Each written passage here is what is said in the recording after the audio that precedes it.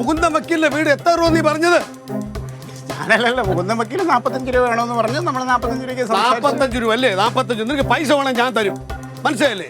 നീ കമ്മീഷൻ അടിക്കാൻ എന്റെ അടുത്ത് നോക്കരുത്. നമ്മളൊരു കുടുംബക്കാരെ പോലെ കഴിച്ചിട്ട് കമ്മീഷൻ അടിക്കാൻ എന്റെ അടുത്ത് നോക്കരുത്. കമ്മീഷൻ വേണ്ടെന്നാ ക്ലീറ്റോ പറഞ്ഞത്. 45 ലക്ഷം രൂപ നിങ്ങൾ പറഞ്ഞു.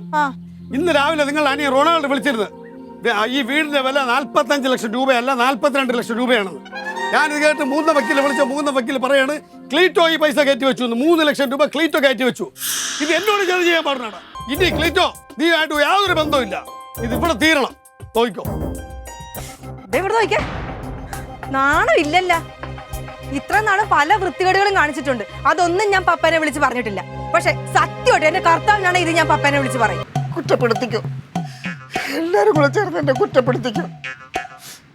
ഞാൻ എന്തിനാണ് ഇതൊക്കെ ചെയ്തത് ആർക്കെങ്കിലും അറിയാമോ? ആരെങ്കിലും അന്വേഷിച്ചാൽ അതെന്തിനാണെന്ന്?